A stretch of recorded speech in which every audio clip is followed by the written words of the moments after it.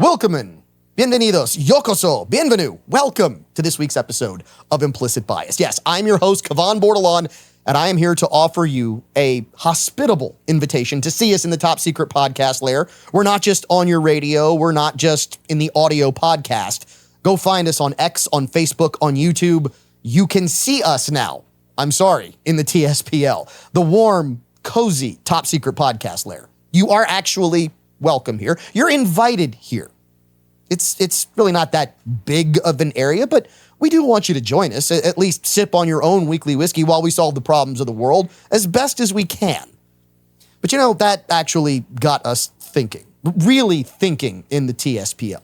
The crew, if you really think about it, we're truly hospitable. But what exactly does that mean, to be truly hospitable? Let's start with the actual definition of the word. From the Oxford Dictionary, hospitable, friendly and welcoming to strangers or guests, or pleasant and favorable for living. The first part is the really, really important part. Friendly and welcoming to strangers. So let's start there. Strangers.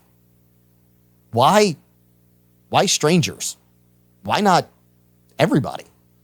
Well, if you think about it, hospitality is only really about strangers. It's not about our friends, and it's not about our allies. Let me tell you a quick story.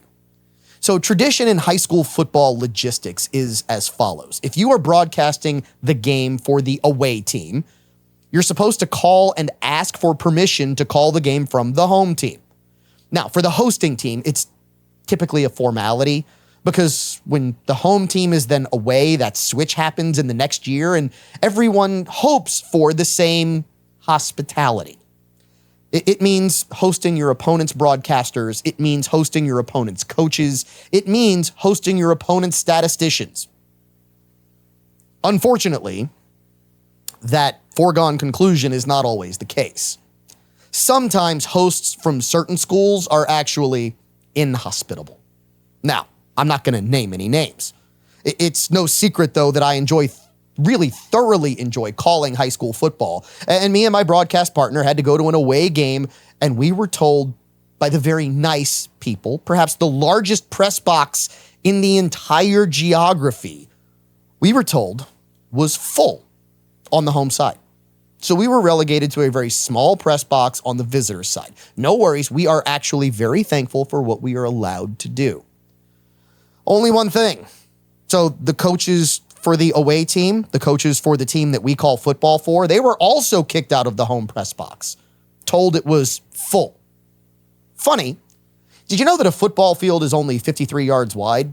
And that by the time you factor in stands and all the other stuff, call it 100 yards from one press box to another. And what do you know? The home side press box was completely visible from the visitor side press box. And what do you know? The home side press box was half empty. And look, there was some hospitality to at least let us call the game, to give us a place to call it from. But can you guess what the 7 people crammed into the small press box on the visitor's side left thinking about their hosts? Yeah, you got it. Those people left not thinking very much about the people who were hosting them. They didn't get a ton of hospitality. And that's why hospitality is supposed to be for our guests. Not just strangers, right? Not just the people that we know, right?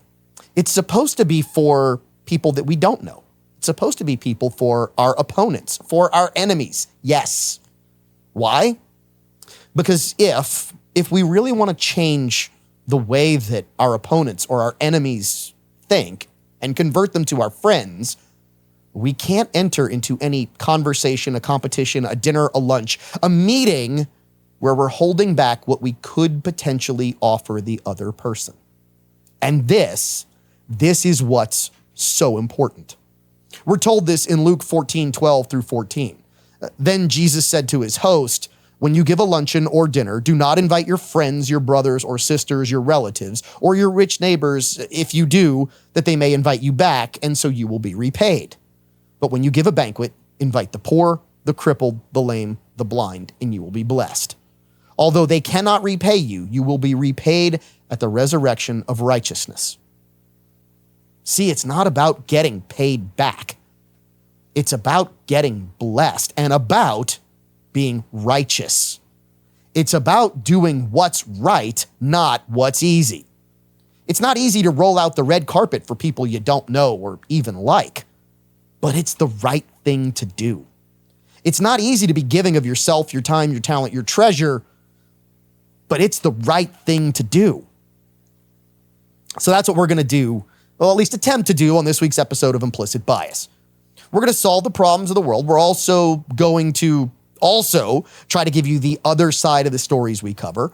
We're going to try and poke holes in those stories. We're going to try and flip the script a bit. Some of it, we can't. But with those stories, we'll have fun. We'll laugh. We'll make our intern cry. We'll try to make sure that we don't just welcome you in, but we'll also do everything we can to be hospitable to anybody on the other side. We'd love to welcome them in. Because if we can get it all out in the open, if we can put everything on the table, maybe, just maybe, we can all share a weekly whiskey, and in the process of that, we'll get to our and your implicit bias.